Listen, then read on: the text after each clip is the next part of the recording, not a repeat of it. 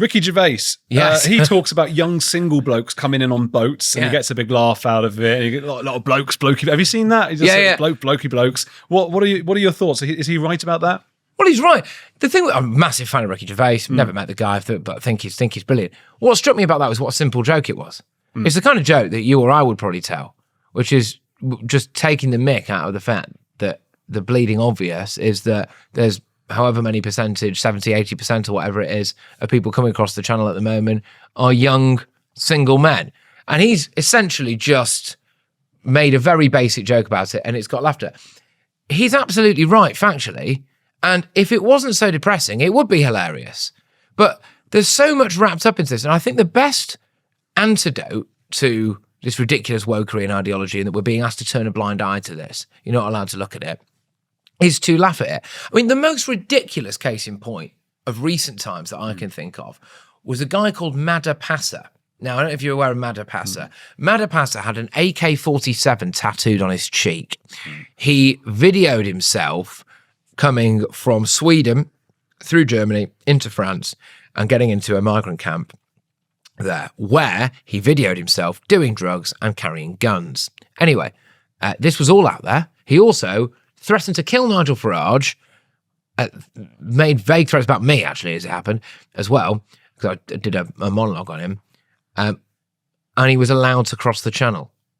So he came to Britain, and then he videoed himself. We knew when he came to Britain because he did a video of himself crossing the channel, and then arriving in Britain, and then arriving at a hotel. We then, for the umpteenth time, contacted security services and said, look, is anyone doing anything about this guy? Because, I don't know, maybe I'm overreacting here, but this might not be the kind of guy who we particularly want in Britain. He made threats to you as well. I mean, he literally threatened to kill Nigel Farage and marry his sister. Bit weird. But anyway, so we believe he's now in detention. But the point is, where are we deporting him to?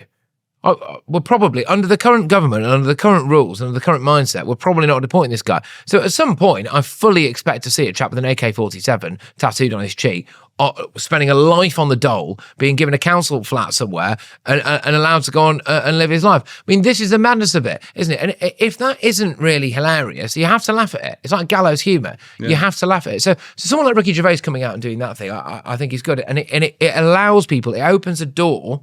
I think GB News does this a bit as well.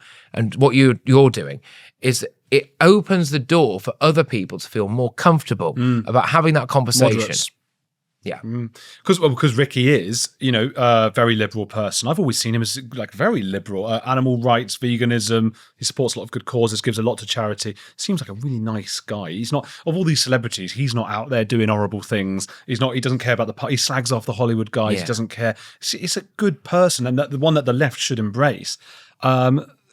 Is that going to help? So Ricky, you think Ricky, are there many other celebrities doing this? Well, there's so much hypocrisy out there. I remember when I was growing up watching Mock the Week, back when I thought it was pretty funny, Frankie Boyle. Now, Frankie Boyle, I used to find hilarious. I used to, as a child, as a young teenager, be desperate to tune into that particular episode because he would say the most outrageous things. I mean, he spoke once about the Queen's vagina being haunted. And a lot of other stuff, right? A lot of other stuff. And I used to love that. And that's all on record. And then, from what I can tell, now he's this... In fact, he dug out Ricky Gervais for doing this exact comedy set that we were just talking about. And I thought, well, why? What's that all about? Is that because he wanted to elongate his career and so he's now managed to rebrand himself as this kind of hyper-woke, pro-everything individual? I don't know. But there seems to be a kind of double standard there and a lack of authenticity. When I listened to Ricky Gervais's stand-up set that was, included the things about illegal migrants, for me that felt like an honest observation of what he'd seen, and there was a degree of honesty there from a man with FU money who doesn't care if people want to try to cancel him. Whereas when I see the remarkable transition of people like Frankie Boyle, I wonder how they managed to justify that to themselves. And maybe they've mellowed with age, or maybe they've changed with age. The cynic in me would suggest that maybe they're absolutely terrified about some of the things they've said and done in the past, and now they are on a crusade to rebrand themselves as this lovely kind of woke individual. I think I don't. I always think, I guess, the Hanlon's razor thing, you know, don't never attribute malice to what can be stupidity, attributed to stupidity. And stupidity is not really the right word there. But I always think, because of my experience with cults, never underestimate what an ideology would do to someone. And you're absolutely right. Maybe they need money. Maybe they need popularity. There's some of that, but it might be more unconscious or something. It's deep down, like, oh, I need to get popularity. But in their head, they're thinking, I might be wrong about this, they're thinking, I'm doing the right thing. I'm you know, Ricky Gervais is bad. James Acaster is another one. He's had a go at Ricky Gervais, hasn't he? Right, yeah. This is I've actually thought this a few times. Who is it that they're trying to please? So when I broadcast on GB News, I have my audience in mind. Yeah. They're the people that I care about. I think I kind of loosely envisage a few different types of people. You know, there's an elderly couple in there. I think, you know, pretty pro pensioner, right? Yeah. Don't like them freezing to death at the winter. They're There's cold. probably a farmer in there. You Yeah. know, quite like the farmers. Don't think they should be slapped with, in my view, an outrageous death tax that will end up with people like Bill Gates owning the entire British countryside. I like, you know, the kind of 18 to 25s, the young people struggling a bit to get on the housing ladder, etc.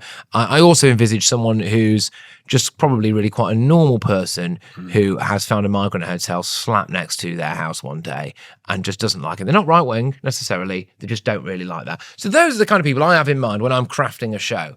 I wonder, who is it that the woke comedians, the wokerati, are broadcasting to? Because I think it's to big corporates. I think it's to Stonewall. I think it's to Hope Not Hate. I think that's their master. And they feel as though if they keep those people happy, it doesn't really matter what their ratings are. It doesn't matter if you have to put canned laughter in afterwards because no one found it flipping funny. It doesn't really matter. All that stuff. I think that's who you're appealing to.